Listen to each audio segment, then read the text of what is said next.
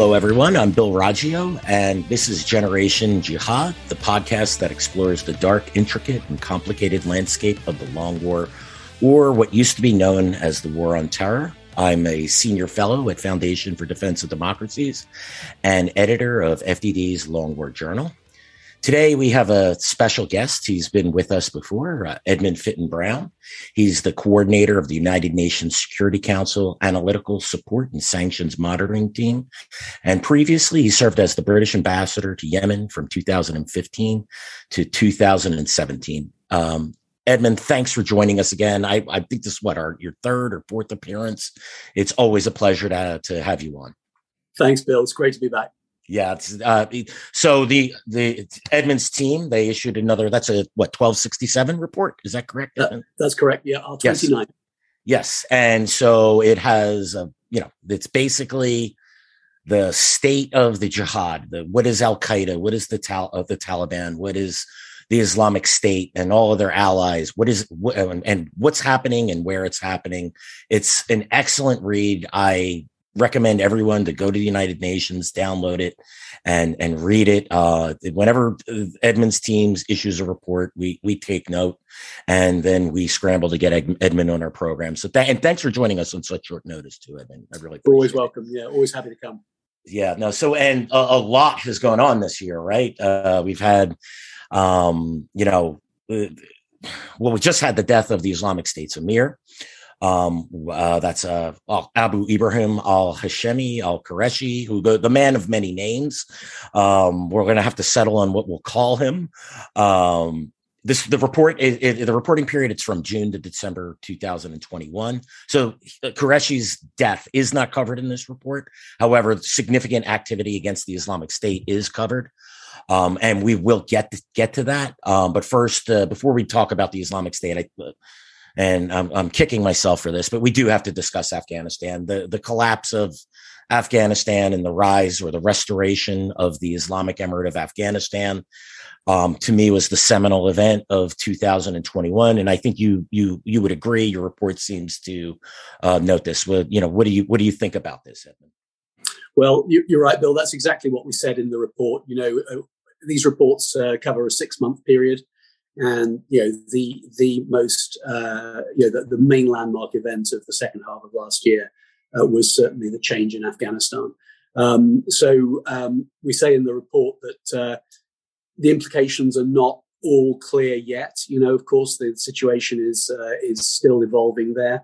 The Taliban is not monolithic. There's a whole bunch of reasons why judgments at this stage need to be a little cautious about exactly what this means, but it is significant for a number of reasons. One of the first things that happened, of course, was that we saw one of our first sanctioned al-Qaeda terrorists, Amin al-Haq, is actually number 2 on our list of sanctioned al-Qaeda individuals. And he turns up back in Afghanistan, goes to his hometown in Nangarhar province. Lots of footage of him arriving, some photography of him also in Kabul around the same time. And that was just an important reminder that the Taliban are very al-Qaeda friendly. They're allies. They always have been. They're allies and partners. And so we have to acknowledge that Afghanistan is likely to become more of a safe haven for al-Qaeda under the Taliban.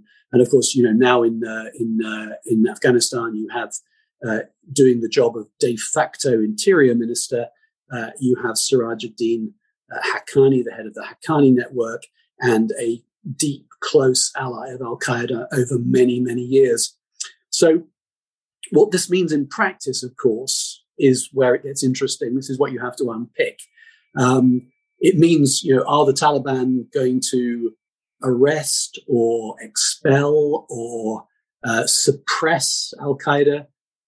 It seems pretty clear to me that the answer to that is no. Certainly we see no evidence of it yet. And yet the Taliban is aware, as it tries to court international support and recognition, it's aware that that's one of the categories or one of the criteria under which it's being judged. And so we may say that the Taliban are not going to want al-Qaeda to do anything that would seriously embarrass them. So you can see that this could lead to some kind of middle ground where al-Qaeda is safe, and maybe even some al-Qaeda people come into the country who weren't there previously, and al-Qaeda is able to carry out a number of functions in Afghanistan, recruiting, fundraising, training maybe. But at the moment, al-Qaeda doesn't have a developed external operations capability. So it costs them nothing at the moment to say, well, yeah, we won't launch any attacks from Afghanistan. They couldn't anyway, even if they tried. And of course, at the moment, under present circumstances, it wouldn't suit the Taliban for them to do so. So this is one on which we need to monitor this over the medium to longer term. Yeah, and I couldn't agree with you more. I mean, to me, the Afghanistan, is a safe haven for al-Qaeda and other groups. You have an excellent section detailing how the various jihadist groups from Eastern Turkestan Islamic Party, ETIP, Islamic Jihad Union, Islamic Movement is back. Various groups are beginning to establish. The Taliban looks to integrate some of them. I'm going to circle back to one issue before we move on. Amin al-Haq, who Edmund was discussing, who returned to Afghanistan, he served as Osama bin Laden's security chief during the Battle of Tora Bora. So he helped bin Laden escape Afghanistan. My sources tell me that it was highly likely that he was sheltering inside of Pakistan. I don't think that's any surprise to any of our listeners or readers of the Long War Journal. And if you watch that footage, I remember writing about that and publishing that video. He didn't just arrive in Afghanistan and return to his home in Nangarhar. He was given an escort by the Taliban. The Taliban flags were flying. It was a parade. So not only is, it wasn't he returned and we weren't aware of it. The Taliban sponsored him, or however you want to put that. They welcomed him with open arms and basically gave him a hero's return. It was the Taliban version of a ticker tape parade. So, I found that, that's just what we see. I always wonder how much we don't see, what slips through the cracks. That's that's my fear. Absolutely.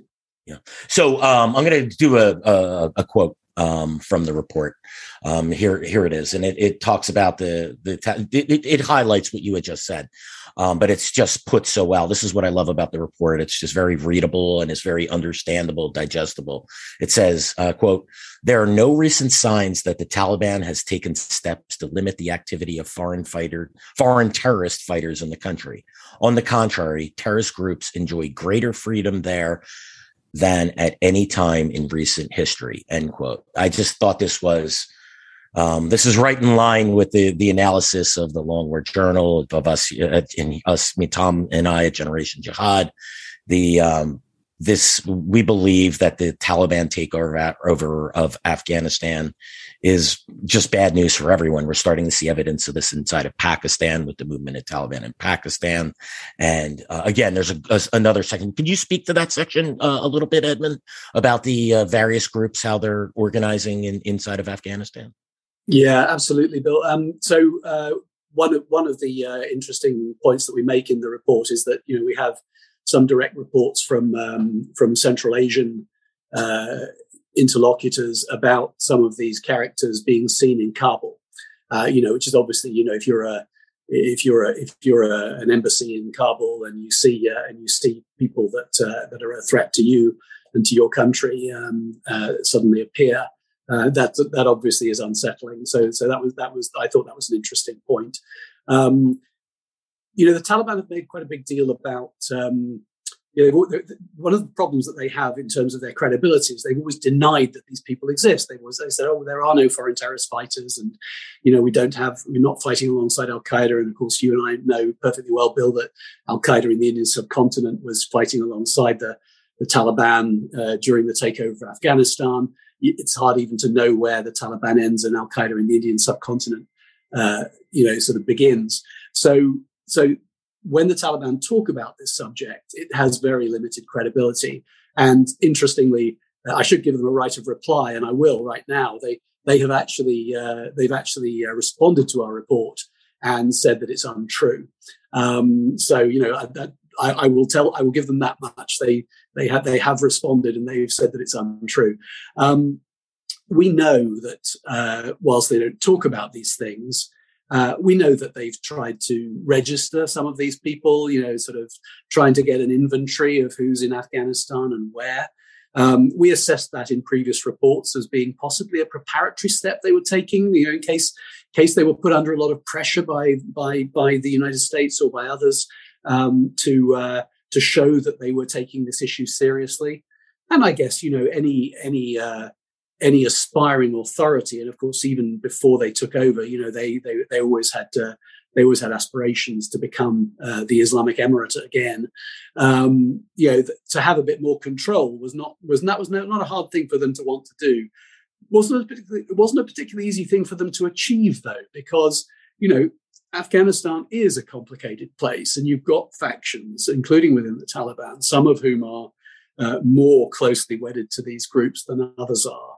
And now it's a slightly different set of calculations. So I think what arises now is, if they're trying to govern, are these people a problem for them, or could they become a problem for them? Or are they an asset for them? And I think this is what I meant when I said earlier about it's still being an emerging picture. What will happen? Are these people going to be naturalized? Are they going to be given Afghan identity documents, passports? It's very interesting that the Haqqani network has deliberately taken control of a lot of these portfolios within the de facto authority.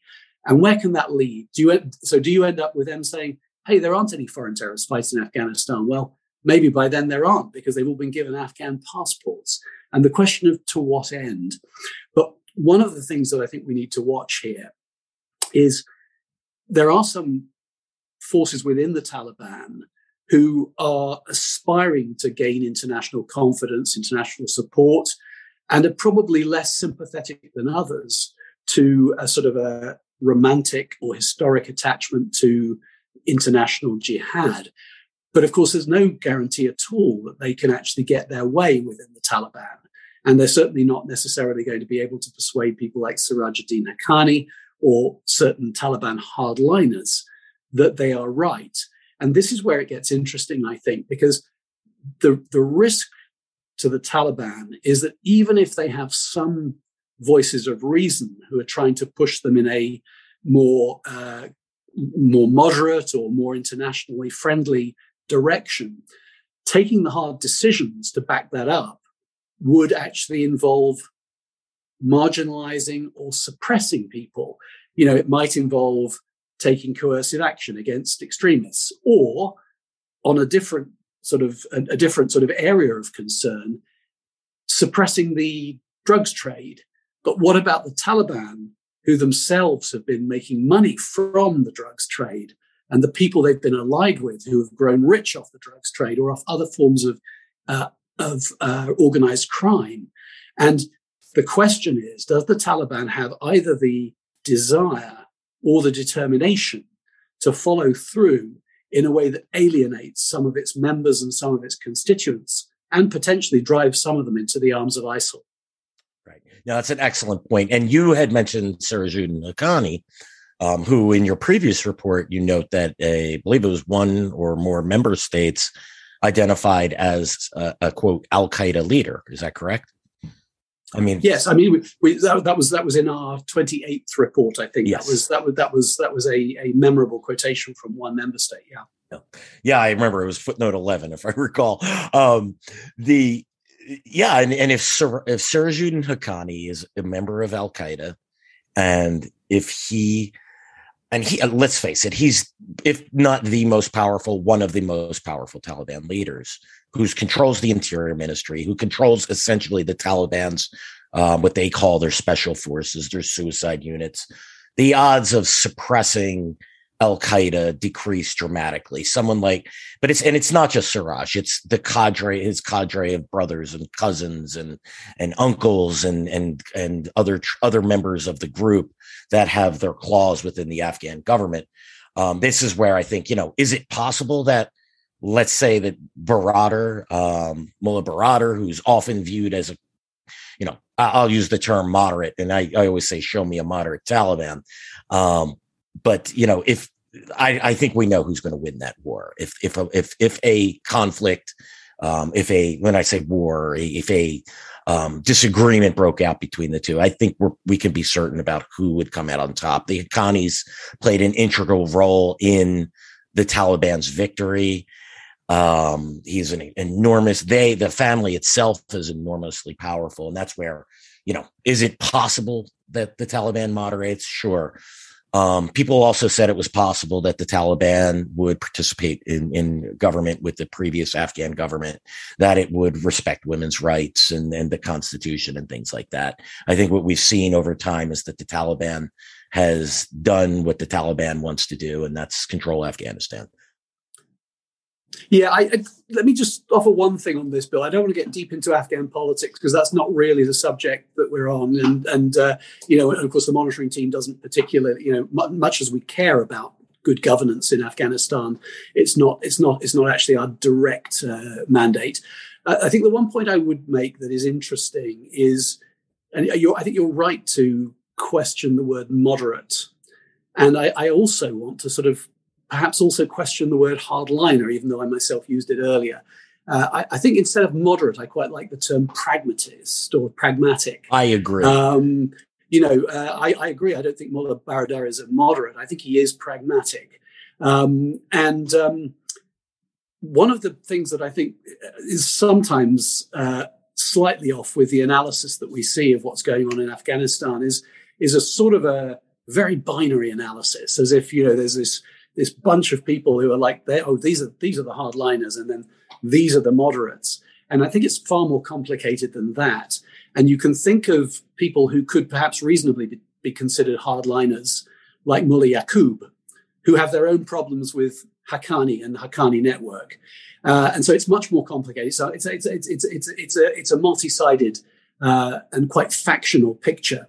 And again, I don't want to, I certainly agree with your hypothesis that the Haqqani relationship with al-Qaeda is a matter of acute concern. It is.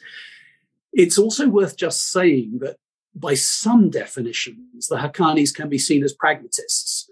I mean, they're certainly not moderates, and they're certainly not liberals of any kind, but they are experienced in making independent tactical decisions based on what they judge to be in the long-term strategic interests of the Taliban movement. So I can also understand the perspective that you get in some parts of the international community. Well, you should talk to Siraj, given partly because of his position, the fact that he has a highly relevant position in the de facto authorities, but also partly because he has the confidence and the experience, possibly, if he judges it in his interests and in the interests of the Haqqani network and the interests of the Taliban, to pursue a certain policy line.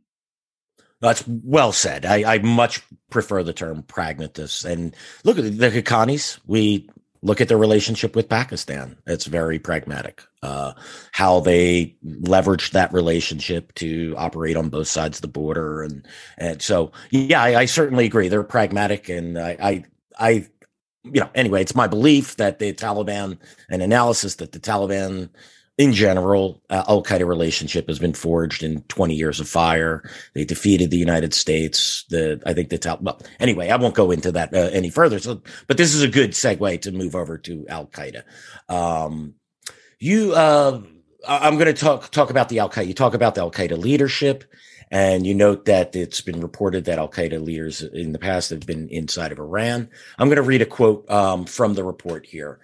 And it refers to how the Taliban takeover of Afghanistan is I would argue it increases the al-Qaeda's hand. They have a little more freedom of movement. You even say that in here. So here's the quote. It says, quote, "The Taliban takeover has made it more likely that Mohammed Salahuddin al-Halim Zindane, that's Saif al-Adil, in the event that he succeeds al-Zawahiri, that's the emir of al-Qaeda, will have the option of establishing himself in Afghanistan to take up his new role, although one member state has denied his presence in the Islamic Republic of Iran." So why is it more likely that Saif al-Adil, now with the fall of Afghanistan, with Afghanistan coming under Taliban control? Why is it more likely that he may go there? So the reason that reads the way it does is that to some degree it's building on our 28th report, where we were before the changes in Afghanistan, and we made the very specific point in the 28th report that Saif al-Adil had an Africa background. He's an Egyptian. He has operated in Africa in the past, and we were trying to figure out if there was to be a sort of a coronation of a new al-Qaeda leader in Afghanistan in the circumstances that prevailed in early 2021, we saw that as problematic for the Taliban. You talked about the parade for Amin al-Haq, and I agree with your analysis. I think you put it very well. I don't think that kind of parade would have ever happened before August. So when we were writing before August and saying this could be a problem, the leader of al-Qaeda the new leader of al-Qaeda relocates to Afghanistan, and there's a sort of however low profile it is, nevertheless it's effectively a coronation. It just so directly gives the lie to Taliban assurances under the Doha Agreement that it might be a problem for them. I said earlier, the Taliban don't want al-Qaeda to embarrass them. They don't want al-Qaeda to damage their own strategic interests. And we thought at the time that might damage their strategic interests. And so we speculated that Saif al-Adil might just look at his operational history in Africa and think, is there somewhere in Africa that I could relocate to? And we didn't conclude anything at the time because there was no very obvious place that he could go. But we just acknowledged that this must be a consideration. It must be a dilemma.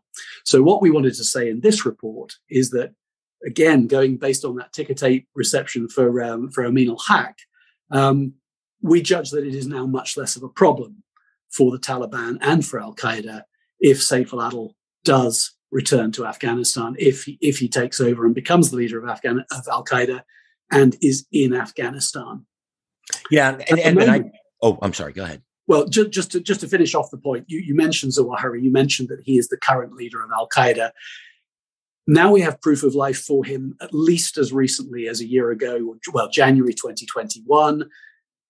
Videos have been continuing to emerge. The most recent videos don't particularly update that assessment. But, some people are saying how imminent is a change of leader of al-Qaeda. Our judgment on that remains unchanged. We think that al-Zawahiri is in poor health.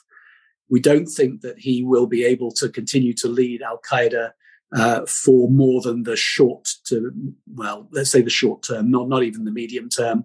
So we think that there is still a succession issue that al-Qaeda is going to have to face sooner or later, probably sooner. And that's why the issue of Saif al-Adil is significant. That's very, very interesting. Yeah, it's his health, Zawahiri's health. That's the real question. He's in his 70s now. He's survived 20 years of one of the most intensive manhunts in history. So, and now he's very likely, if he's not in Pakistan, that he's in Afghanistan. And you mentioned, look, for two quick points. I don't think we assess that he's in Afghanistan, but we're not certain of that. Sure. Yeah, that is my guess as well. It would make sense. But he's not going to return to a parade. Saif al-Adil isn't going to return to a parade. They can get away with that with al-Haq, right? Because he's the reality is nobody really, except for people like you and me, know who he is. So it's not going to, cause the outrage. Someone like Saif al-Adil, someone like, Ayman al-Zawahiri returning to a ticker tape parade in Afghanistan would certainly be more problematic. And I do think the Taliban is sensitive to that. And I think al-Qaeda is sensitive to that as well. They understand which side their bread, each understands which side of their bread is buttered on. That's my opinion. Well, I agree with you. And it means this is still very much a sort of a live and vexing issue. We don't have a clear answer to it. And of course, I don't think al-Qaeda necessarily have a clear answer to it themselves either yet. And of course, we shouldn't forget the possibility that even if Zawahiri were either to become ineffective and inactive or to die, we shouldn't rule out the possibility that simply is not acknowledged. because if they acknowledge it, then that immediately begs the question of, well, who is the new leader and where is the new leader? So we could even face a period where al-Zawahiri was actually no longer leading al-Qaeda, but it was not being acknowledged, and therefore there was no new coronation issue. Right. Yeah. I mean, it would be wise for them to figure out all the problems, get him moved, get him established long before making that announcement. Be good operational security. If Saif al-Adil, so you note that one member state denied his presence in Iran. I think we could all probably assume who that one member state may be. If he isn't in Iran, where would he be? Would he be in Pakistan, Afghanistan? It could possibly be in Afghanistan today. Well, I mean, just to make the very obvious point I always have to make in these cases, we never actually talk about which member states we get our information from. But in terms of where Saif al-Adil could be, we don't have any information of any other possible location where he might be. Nobody has come to us and said that he's in Syria or somewhere else. So we're at the moment we're more focused on how likely it is and how soon it might happen that he might turn up in Afghanistan or indeed somewhere else. Right. And we all have to remember that Abu Muhammad al-Masri, Zawahiri's previous deputy, was killed inside of Afghanistan. He was assassinated. Inside of Iran, in Tehran, alongside his daughter. So it's, I don't think it's a big stretch to think that Saif al-Adil may be sheltering inside of Iran as well. Well, indeed, we do report that in our 28th report. It's just that the only update we had for the 29th report was at least one suggestion that he might not be there. Yeah, that's not a knock on your report. I just sort of setting the table for the listeners who, like I said, may not be all geeked out on this like you and I, Edmund. So really quick, I'm Bill Roggio. This is Generation Jihad. We have a very special guest today, Edmund Fitton-Brown. He is the coordinator of the United Nations Security Council Analytical Support and Sanctions Monitoring Team. We're discussing their latest 1267 report, which is I call it the state of the jihad, how al-Qaeda, how the Islamic State and all of their allies, the state of those groups and where they're operating. We haven't discussed the Islamic State. We're going to move on to that right now. A lot of big news. Obviously, we had the death of the Islamic State's emir. But last year, Iraqi security forces captured an Islamic State leader known as Sami al-Jabouri. He was the group's financier and a potential successor to the now slain emir of the Islamic State. What was the importance of his capture? And do you think that his capture and the interrogation may have helped in the death of Qureshi? Yeah, it's a really important point, Bill. And I mean, it was another, as you rightly identify, another headline of our latest report was about the capture of Sami al-Jabouri. So Sami al-Jabouri was a very, very senior leader of ISIL and was believed to be the number two of, we'll call him Abu Ibrahim because Abu Ibrahim is the name that he's very commonly referred to by the actual recently deceased leader of ISIL. So it's the sequencing here that's important. Al-Jabouri was Abu Ibrahim's deputy, and he was the finance chief. And if you think about what that means in terms of his access, it makes him really important. He was a crucial advisor and deputy to, even if you believe that there were other people who were other potential successors to Abu Ibrahim, he was critical as an advisor and as a deputy. The finance side is always incredibly important in any organization, in any terrorist group. He will have known where the money was and to some degree is. And of course, another really important area of insight that somebody in his position would have been ISIL core support to remote provinces, to the affiliates outside Iraq and Syria. And so I can't imagine that someone better placed to have known about the nature of the evolving relationship between ISIL core and the presences in places like Mozambique, the DRC, the Lake Chad Basin, ISIL Khorasan, of course, in Afghanistan. And of course, the other critical point, he was captured, wasn't killed. So he is in Iraqi custody. And the question is, what is he telling them? And that's by way of setting the scene, why it matters so much. Of course, they will have had resilience built in. They will have had other people who will have had the financial accesses, other people who knew where the caches of money are, knew the procedures for moving money and all that sort of thing. Nevertheless, incredibly disruptive to have somebody captured who knows that stuff. So I can imagine that would have caused quite a lot of difficulty. Then people said, well, okay, and then they would have replaced him very quickly. There would have been a new person. But we don't actually know who became the deputy when Sami al-Jabouri was captured. And even if there was a seamless transition, that person then only had a very short period of time to establish their credentials as deputy. So this represents a sort of a 1-2 punch.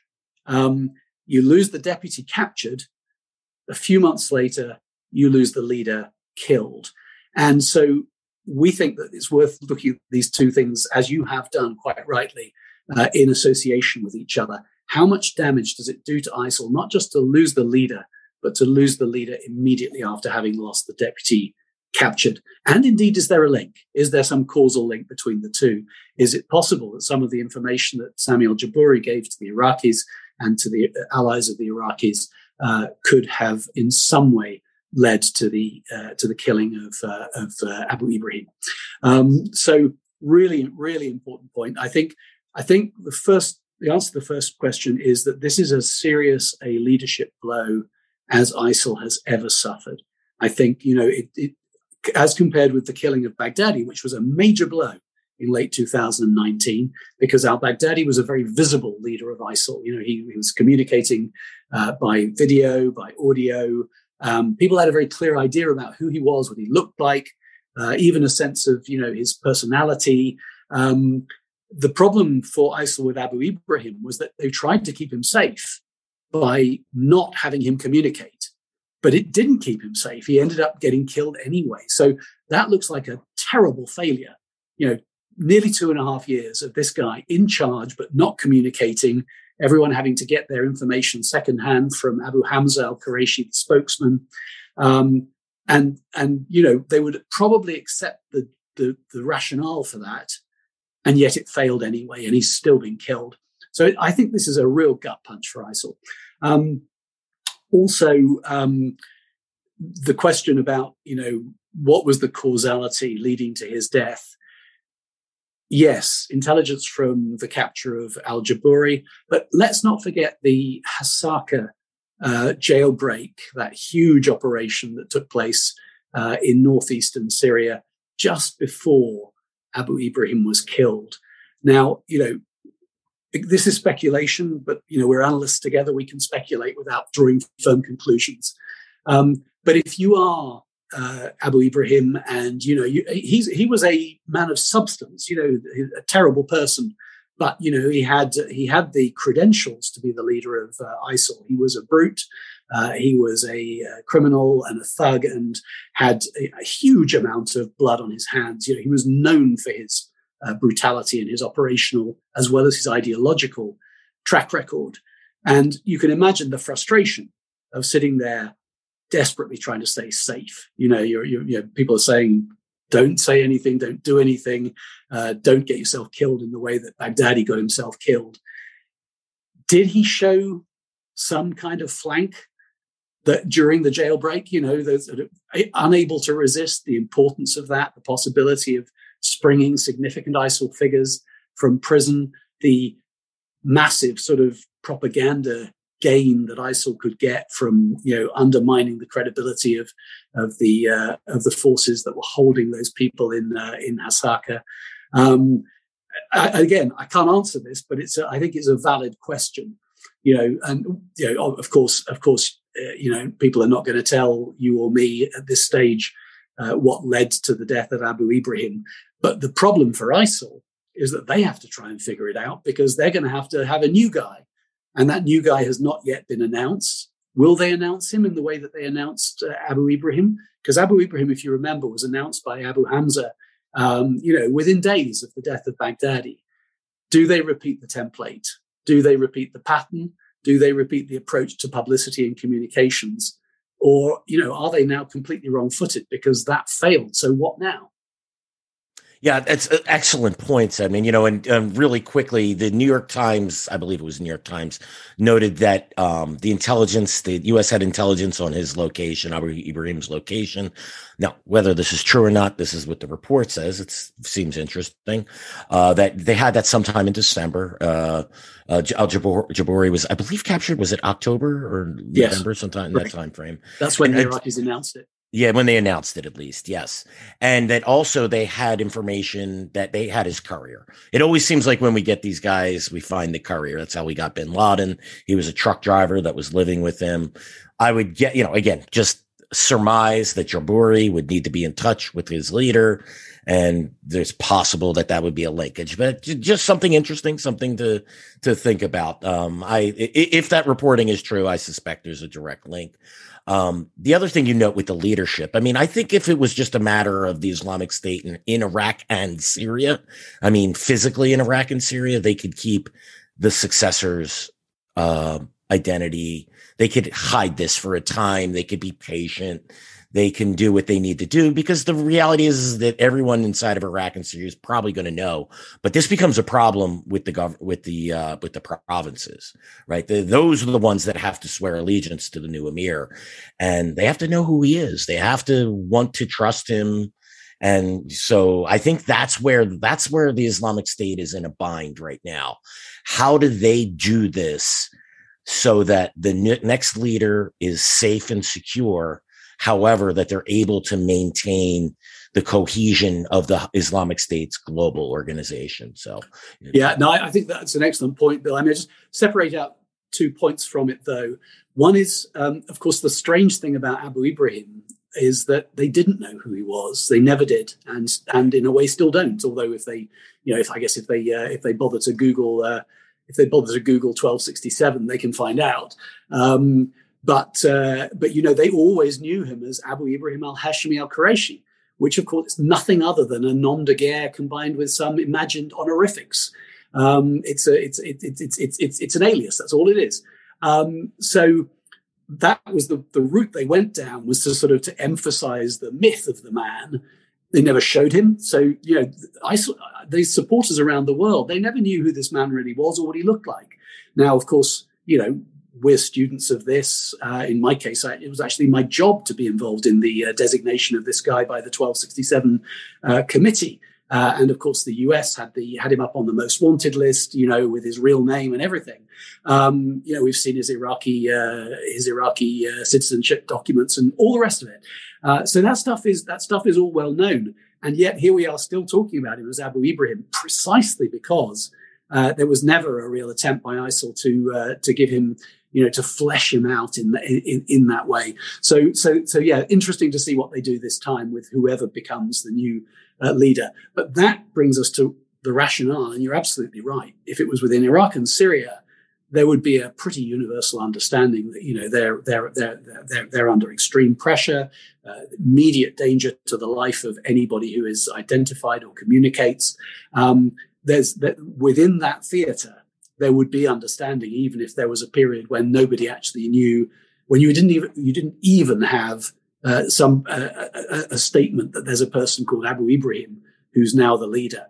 But it does matter abroad, and it's not just in the remote provinces where, of course, they're very important in the choreography of this.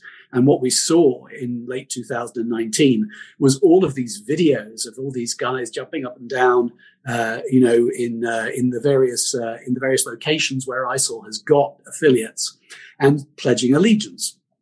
So that was a really important piece of propaganda. And propaganda is absolutely critical to ISIL. Interestingly enough, even when they were under the most extreme military pressure from 2017 to 2019, ultimately defeated, military disaster, people sort of being displaced, ending up in camps, all the rest of that stuff. And they folded a number of their functions because they said, we can't maintain these functions because they're not essential, and what we have to do is simply to survive. So we only maintain our essential functions, which are military, security, finance, ideology, propaganda. And propaganda remained an essential function, has continued to function without interruption and from the core area ever since then. So they regard this as crucial. They regard the whole sort of idea of the global caliphate and the credibility that ISIL has globally as the leading international Salafi jihadi organization as absolutely essential to their future. And that's where this challenge is. They probably do have to go through this whole rigmarole of having these people jump up and down and pledge allegiance again, even if it's to an alias, even if it's to a phantom. They can't just say, well, we're not going to comment on whether this guy's been killed, and we're not going to tell you who the leader is. Because if they do that, it runs the risk that some of the fanboys and girls around the world, some of the people who think ISIL is cool, lose faith and melt away. Oh, well said. Well said. I mean, the Islamic State's greatest strength, declaring the caliphate and having a charismatic leader, is also its greatest weakness here. And I that's sort of the irony in all of this. In your report, you note, and you had mentioned that the detention facilities, the thousands of Iraqis and Syrians and other foreigners and even Westerners in these detention facilities in Iraq and Syria. I mean, reading this report, it's a fantastic summary again of what is happening. But these prisons, I mean, they're essentially breeding grounds. They're indoctrination centers for youths. I think you even used the term administrative center, if I'm correct. That's what I have in my notes here for the Islamic State. Can you talk a little bit about that? And then we'll move on to how things look in Africa, because that's a rising theater. Yeah, absolutely. No, this is a critical point, and that was one of the sort of new points in our report. Although we've focused on the camps before, and it's very important, first of all, to say, and not least because I work for the United Nations. I want to be very clear that this is a security issue. It's a counterterrorism issue, but it is also a huge humanitarian issue and human rights issue and due process issue. You've got an awful lot of people who are victims, who are currently being held in one form or another of accommodation or detention in northeastern Syria. And the UN is very heavily focused also on the fact that let's say a 1-year-old or 2-year-old child who was moved from Baghouz when the last vestiges of the caliphate were militarily defeated in 2019. That, let's say, 2-year-old child turns 5 this year. Okay, maybe if that person is quickly repatriated and gets back to their to their country of origin and is given the right kind of support, social care, maybe this thing can fairly quickly be put behind them. But even at 5, that's some quite scarring experience that person is going through. Let's suppose it's a 7-year-old who's now 10. That becomes a slightly different issue. Again, legally, this is a minor, this is an innocent, this is a victim. But this person is being progressively brutalized, progressively traumatized. And so we must initially stress the human rights and the humanitarian issue of this. This is something the international community has to get on top of, because it is just unacceptable for so many people who are not capable of being prosecuted, either because they can't legally or indeed have not done anything wrong, or in some cases they may have done something wrong, but there isn't evidence to prosecute them. But this has got to be dealt with to get these people due process. That they have to be treated. They have to be treated legally, humanely, and ultimately, given the support as well as the in the case of those who enter the judicial process, the penal measures that may be appropriate. So that was a little disclaimer that needs to be stated in this case. But then, yes, it's a security issue. It's a counterterrorism issue, because, as you know, ISIL made it a point of trying to brutalize children and a point of trying to compromise children, taking children and making them take part in executions or torture, or things of that kind. Then, of course, you have an issue with the state of nationality or origin is going to have to look at that child and deal with them absolutely according to their rights as minors, and treat them as a victim and not as a perpetrator. Because what are you going to do if you're a child and you're told to shoot somebody by somebody holding a gun? What are your options? But of course, if the person is sufficiently brainwashed, sufficiently traumatized, sufficiently brutalized, then that person is also a security threat and also is going to need very, very careful support and monitoring. And then, of course, you've got so many adult women where you've got to pass between some who may have been to some degree unwitting passengers on the journey to that place. It may be that their sort of criminal liability is mitigated by that to some degree they were taken against their will, or maybe when they were there they didn't do anything other than simply sort of set up home and try to make sense of the situation that they were in. But of course there are many adult females who are extremely dangerous and witting perpetrators, and in some cases enforcers, in some cases extremely violent, in some cases definitely at risk of becoming terrorist perpetrators. And then of course you get into the actual prison camps in northeastern Syria, where you've got fighters, including foreign terrorist fighters. So this is a major issue, and I think that the point we try to make in our reports, and I hope we've made it clearly in this latest one again, is that if we don't address this correctly, and that means legally, and it means humanely, and it means decisively in terms of actually getting on the front foot and getting people out of these breeding grounds, then we run the risk of exacerbating a long-term threat multiplier that will come back to haunt our successors and our children in 20 years' time or sooner. So that's a critical point. And then you asked about that specific element on the the degree to which al-Hol internally displaced camp, which, as you know, it's essentially a camp. It's essentially a camp for displaced women and children. The great majority of the inmates there, or the residents there, are Iraqi or Syrian, but there's also a foreigners annex there. This is by far the largest facility in northeastern Syria. The population, I think we cite in the report, is roughly 60,000. It's probably gone down a little bit from that. I think we've sort of it's on a downward trajectory because people are trying to deal with it. They're trying to repatriate, and they're trying to process people. Maybe the numbers could be down into mid 50,000s now. It's still more than it was designed for. It's still overcrowded, and it's very difficult for the people who administer the camp and provide security for the camp even to go inside it. The degree to which the ISIL rich runs within that camp, the degree to which there is ideological commitment amongst the residents to ISIL.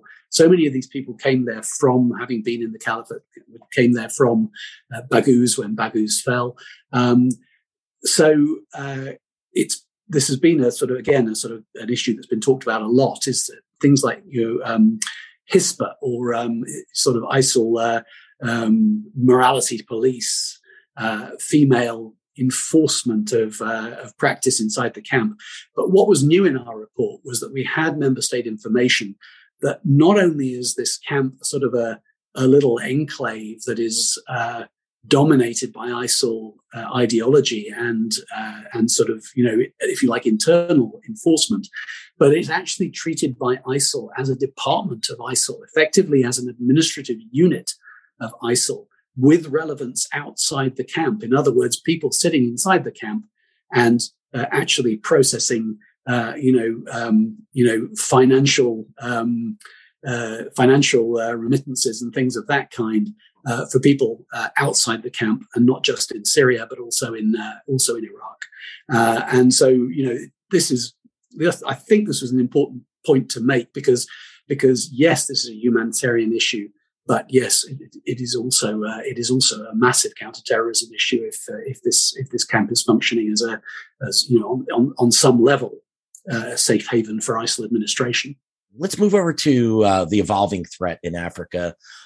Just briefly, Edmund, I'm going to ask you to give me, we'll start with the Islamic State in Africa. Just give me a brief overview. Where is it strong? Where is it weak? What do you see of the developing trends there? It's relatively weak in North Africa. So I'll start with that because it's a relatively short story. It hasn't bedded down well in Libya. There was a time when we were very concerned that it was going to grow strong in Libya, but it didn't. I think it pursued poor tactics in Libya. Picked the wrong fights, lost a lot of those fights, and it's relatively small in Libya, small elsewhere in North Africa. Some of the concerns that have been aired in the past about Egypt and Sinai, in particular Sinai in Egypt, those have abated somewhat, and we say in the report, that Ansar Beit al-Maqdis, which is the local group in Sinai that pledged allegiance to ISIL, that they really haven't had much success recently, and they've fallen victim to increasingly effective counterterrorism measures. So that's really all that needs saying, I think, about North Africa. It's not that we can relax. We shouldn't relax because there's always a risk in any place where you've got conflict and ungoverned space, as you absolutely have in Libya, that these groups can regenerate. But then you come to move further south, and perhaps the most obvious place to start from North Africa would be the Sahel. Moving sort of south and west from Libya, you find yourself in Mali and neighboring countries like Niger, Burkina Faso, in the tri-border area between those three countries, you have a franchise of ISIL, which is called IS Greater Sahara, or ISGS, that is quite a small franchise of ISIL, and it's not hugely successful, but it is quite resilient, and they kill a lot of people, not least because the local authorities are rather weak. It's it's an operating environment in which they have quite a lot of freedom of action. Particularly Mali has been in chaos for a long time. Burkina Faso has been increasingly thrown into chaos by the extremist groups, and we've had a coup, of course, as well, and then the border area with Niger as well. So ISGS is significant, but not huge, and it's actually considerably weaker than its local al-Qaeda affiliate, which we might come to in a minute. ISGS is also umbilically linked with the ISIL West Africa province, which is further east in the Lake Chad Basin and primarily located in Borno province in northeastern Nigeria. And ISWAP, we'll call it, because that's IS West Africa province, is by numbers of fighters, is the largest affiliate of ISIL outside Iraq and Syria. So very, very significant. Now, of course, Nigeria is a very big country, and it's a relatively wealthy country with significant resources. There's no danger of ISWAP being able to destabilize Nigeria, but it's a major irritant and a major destabilizing factor in the security of that region of Nigeria. And it is keeping the Nigerian security authorities and Nigerian military under constant pressure and constantly struggling to try to gain the upper hand over them. Now, ISWAP was also fighting a sort of what was more of a sort of a fraternal conflict with Boko Haram. Boko Haram, from which ISWAP actually had split off. So a few years ago, you had Shekau, Abu Bakr Shekau, who was the head of Boko Haram, and then you had Abu Musab al-Barnawi, and a sort of dispute between the two of them. And Barnawi split off from Shekau.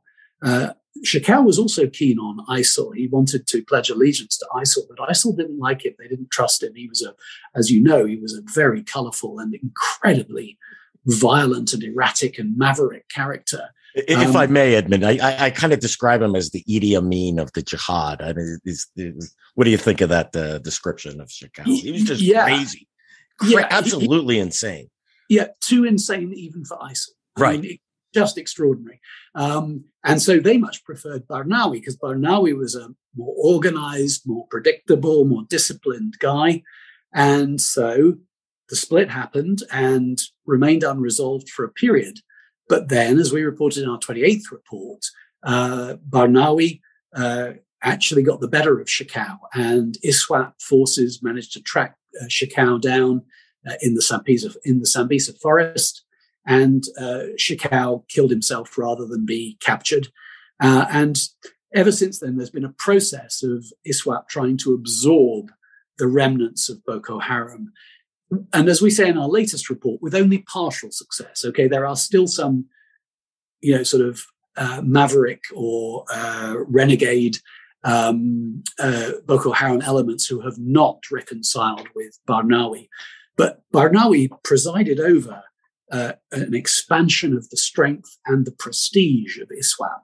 Now, Barnawi's personal fate is a little unclear. He had previously been displaced as the leader of ISWAP and then reinstated. He looks as if he may have been displaced again. When he wasn't the leader of ISWAP, he was actually doing the job of the sort of the regional representative of ISIL Corps, which is an interesting model when you think about it, because there is this interesting question about how does ISIL Corps manage its relationship with these remote provinces.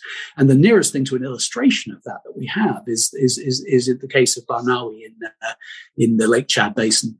There is some reporting that Barnawi may himself have been killed in September, but we cannot confirm that. And given that there is a history in that part of the world of people being reported dead and then turning up again alive, we are saying that is unproven, and we are not saying he's dead. As far as we're concerned, to the best of our knowledge, the last that we knew of him, he had ceased to be the leader of ISWAP, and he might have returned to the role of being the regional representative of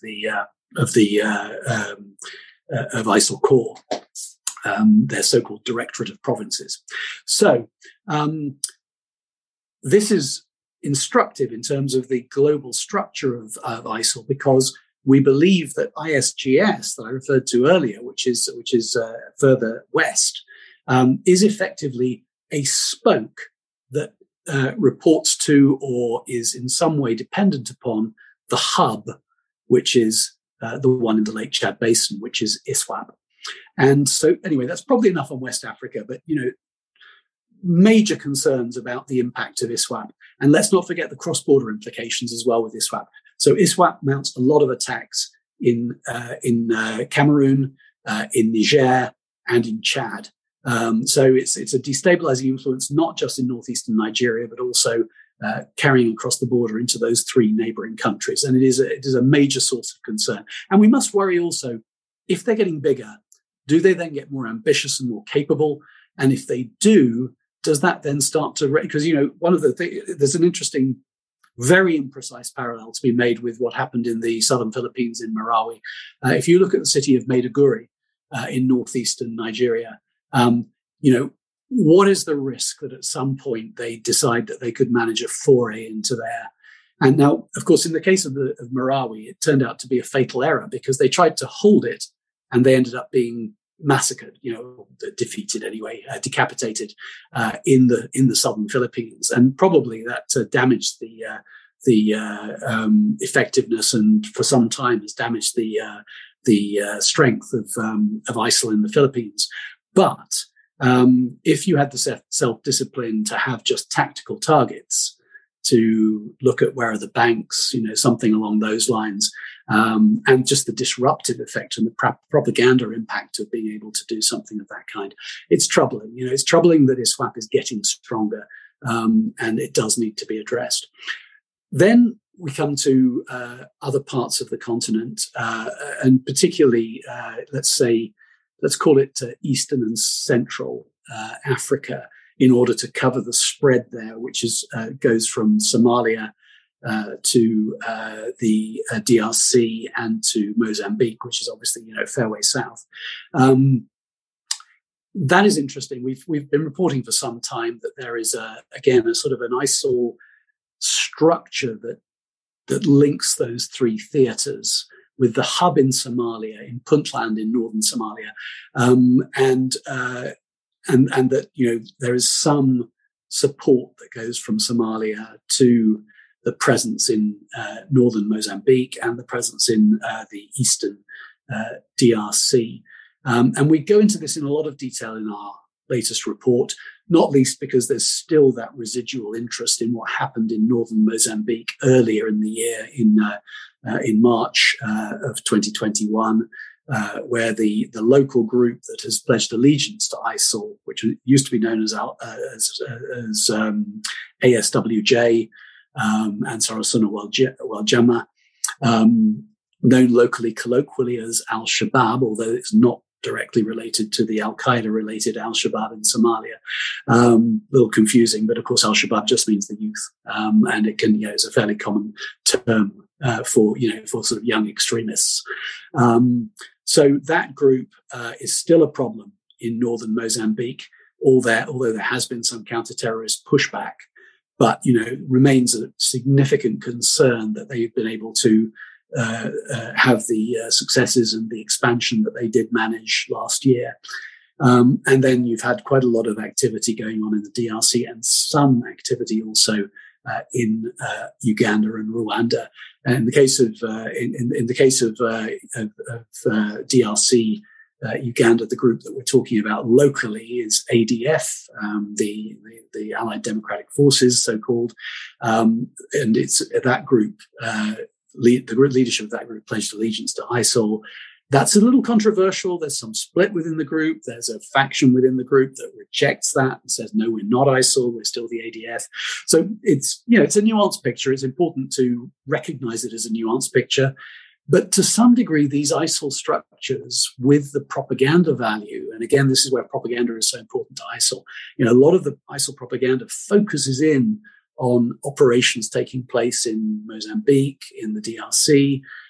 They want to make a really big deal of these things because it shows that they're active on a global scale. And of course, the local groups that have embraced ISIL, for them, it's a big deal as well because it gives them credibility rather than just local thugs. They can say, hey, we're international, we're a front rank international terrorist group. And to some degree, it brings support, a certain amount of know-how, a certain amount of finance, some of it funneled through or by the presence in Somalia.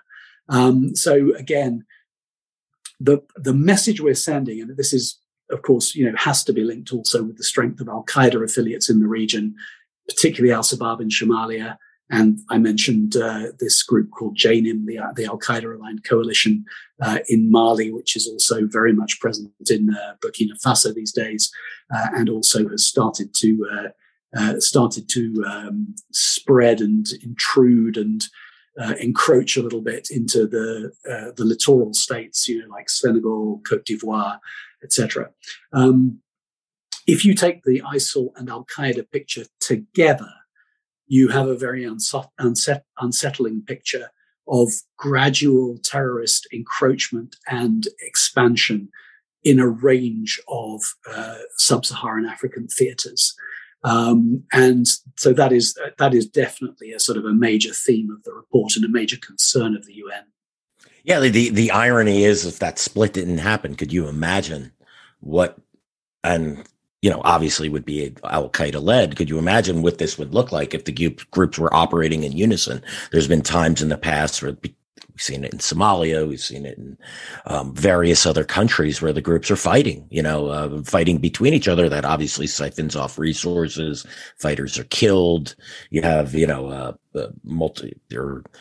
they're operating against each other as opposed to the enemy that should be theirs, the local governments. But I'm going to make a real quick point. You mentioned on the reports of deaths of leaders. Tom and I always joke that these leaders, they're vampires, right? Unless you put a stake through the heart, chop off the head, and expose them to sunlight, we can't really say that they're dead. So we I can't tell you how many times I've seen reports that Sheikh was dead over the last, 12, 13 years. He's been dead so many times. Looks like this one stuck. But But yeah, it's an interesting point. So let's jump out and take a quick look at al-Qaeda in Africa now. I mean, I think in Somalia, I think this is one of al-Qaeda's greatest. It's probably one of its strongest theaters outside of obviously Afghanistan at this point in time. But I'm interested. Go ahead and tell us what the report has looks at. Yeah, I mean, I think you can actually make a case for al-Shabaab as the strongest franchise of al-Qaeda worldwide, anywhere, even beyond, even above Afghanistan on a certain level. Obviously, you've got the leadership in Afghanistan, and as we've said, massively enhanced concerns about what's going to happen. But in terms of I think people sometimes underestimate al-Shabaab as a threat, but al-Shabaab has had its foreign terrorist fighters, and al-Shabaab it would like to present itself as a Somali force, a presence in Somalia.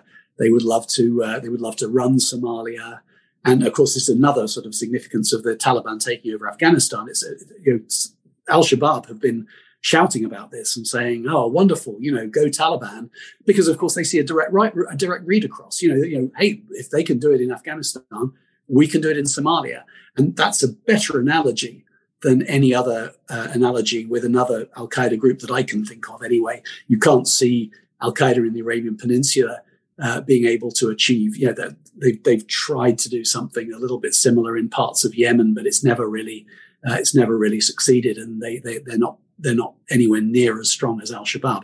Al-Shabaab is very strong and very developed, very cohesive, got strong revenue raising capabilities. A lot of it is done by, of course it is extortion, it's illegal, but they would call it taxation, and they're really good at it. So this is a strong affiliate.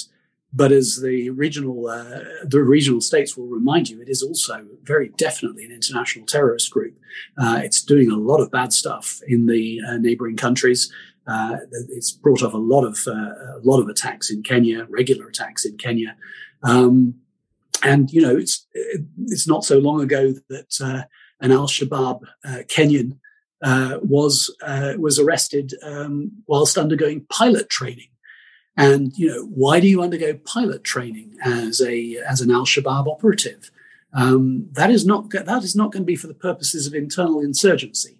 It's very hard to see that in any other terms than as evidence of al-Shabaab's continuing aspiration to pose an international terrorist threat.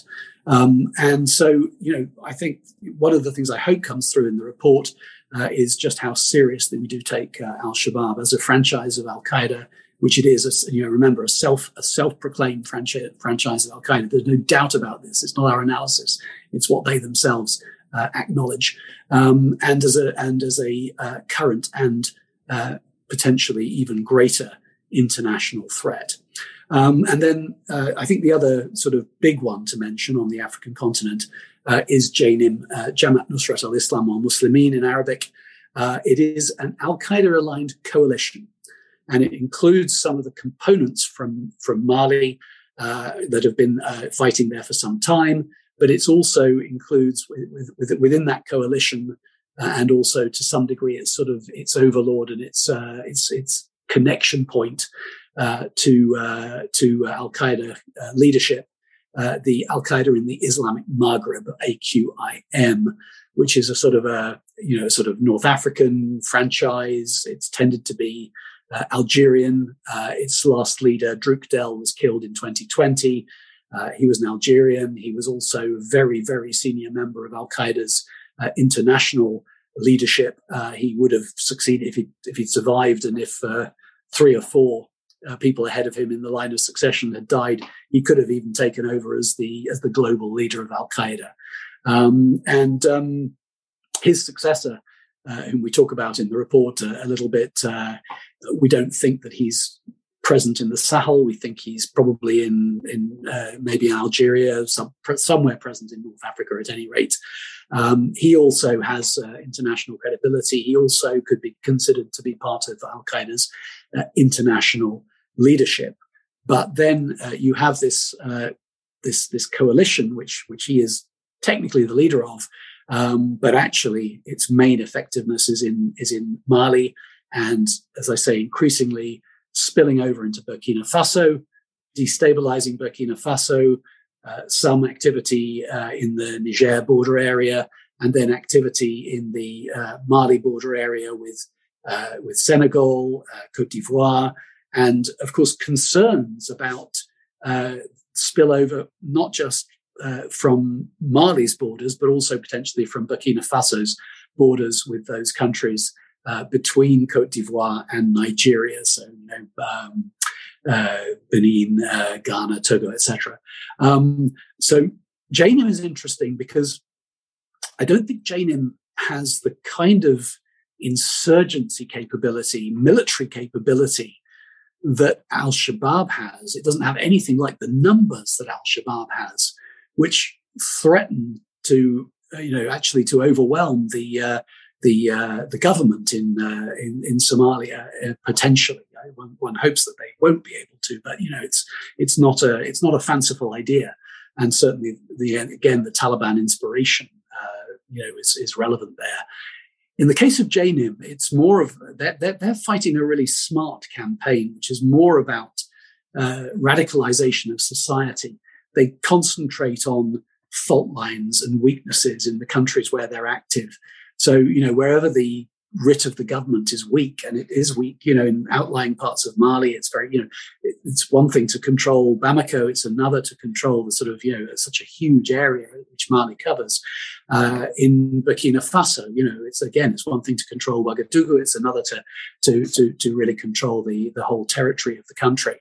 And what JNIM has been doing is just eating away at that. They've been mounting attacks on local authorities, killing local head teachers or intimidating, driving them out in one way or another, and gradually causing people who are not, people who are not afraid of them killing them, people who are not intimidated by them. In other words, people who are already ideologically on their side, to take over these key positions, and so progressively shifting the whole pH of the local society in a more extremist direction. And so it's a much longer, slow-burning plan that JNIM is pursuing. But given the weakness of the national authorities in Bamako, in Ouagadougou, they're having a lot of success. And so it's a different kind of threat. It's not quite the direct insurgency threat that al-Shabaab poses, but it's serious. Yeah, I think it's growing too. I mean, look, lest we forget, the predecessor to JNIM controlled Mali, central Mali, from 2011 to 2012. Shabaab controlled from 2007 to 2011, controlled much of southern and actually all of southern and much of central Somalia. So these groups have shown the ability to take territory and hold it for a period of time. The only thing, in my estimation, holding Shabaab back from getting there, from getting to that situation, or getting to that, controlling the south and central Somalia, is the 22,000 African Union troops that are there. And that's, even then, it's a tenuous situation. So yeah, the jihad in Africa, I think this is one of the undercovered stories. It's one, we talk with my colleague Caleb Weiss, and it's one that we think is very, very important. Countries in Africa that you didn't think had a jihadist problem, Senegal, and then like years ago, you would never have thought that these were countries that we would have to worry about terrorist groups operating, and now it's become a serious problem. And it's great that you guys keep an eye on it. The summary of this is just fantastic. But so look, we cover the subject matter of the show. It's often very, very dark. It's just no escaping that the situation it's tenuous in a lot of areas in the country. But for once, maybe we could end on a positive note here. You mentioned in the report that there was actually a bright spot. It's a direct quote. One bright spot has emerged in Southeast Asia, where member states report significant success in disrupting ISIL and al-Qaeda affiliated terrorism and potentially forcing one ISIL affiliated group into retreat. End quote. Tell us a little bit about that, and then we'll wrap it up, Edmund. Yeah, so absolutely. And it is nice to end on a sort of brighter note. And of course, in a sense, this is also slightly reflects another bright note in the report, which is that the threat level at the moment in what we term non-conflict zones is low, relatively low. It's partly because of, counterterrorism successes. If you defeat ISIL militarily, if you destroy they're obliged to give up their external operations capability. The attrition of al-Qaeda and its leadership, and they also don't have a current external operations capability that can direct strategic level threats outside conflict zones. That is a great counterterrorism success, and it's a point that we do try to make in our reports. That people always sort of think of terrorism as it's always a bad news story, but actually, if you have a relatively low threat level in, whether it's on the streets of New York, where I am, or whether it's on the streets of, Berlin, or whether it's on the streets of Kuala Lumpur, pick your non-conflict zone, that is a success. I mean, that in itself means that these groups, which have set their heart on international terrorism and on trying to destabilize and terrorize people around the world and undermine global security, at the moment, they're really struggling to do it. In fact, they're failing to do it. And so, that's partly a shout out to, all of those people doing this good work around the world, partly a shout out to the determination that led to the military defeat of ISIL and, all of that stuff. So that's your good news story for the non-conflict zones. And Southeast Asia, of course, by and large, is a non-conflict zone. These are rule of law countries, well governed, and so in a sense, it's partly an extrapolation of that.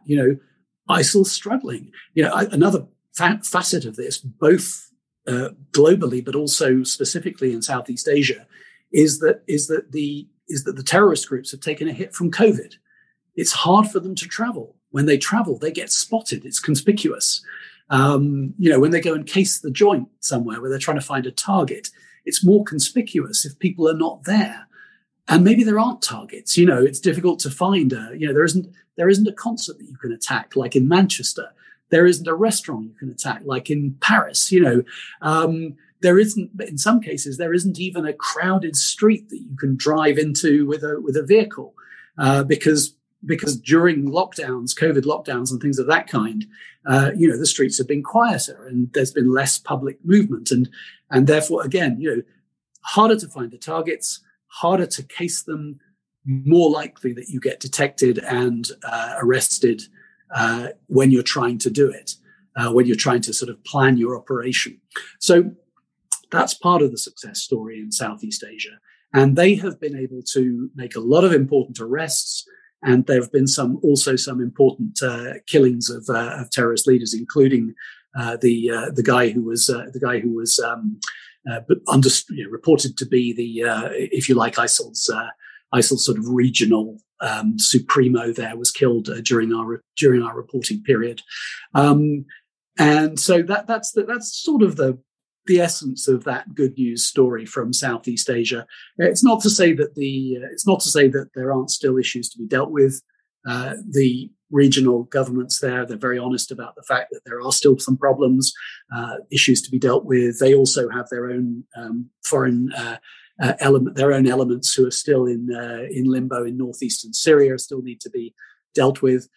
So we're certainly not saying that it's game over in Southeast Asia, but we were very happy to be able to report that the picture there was moving in the right direction. Yeah, positive trend is a positive trend, and we'll take it. Edmund, thank you again for joining us. This has been as always, it's a fantastic discussion, and it is always a pleasure to have you on the program. And thanks everyone for joining us for today's episode of Generation Jihad. This is episode 61. Our guest was Edmund Fitton-Brown. He is the coordinator of the United Nations Security Council's Analytical Support and Sanctions Monitoring Team. Fantastic reporting from the group, great analysis. And just remember, a reminder, you could find us on YouTube, Apple, Spotify, and anywhere else you listen to podcasts. Make sure you subscribe and leave us a review, preferably a positive review. Thanks again, and we'll see you again soon.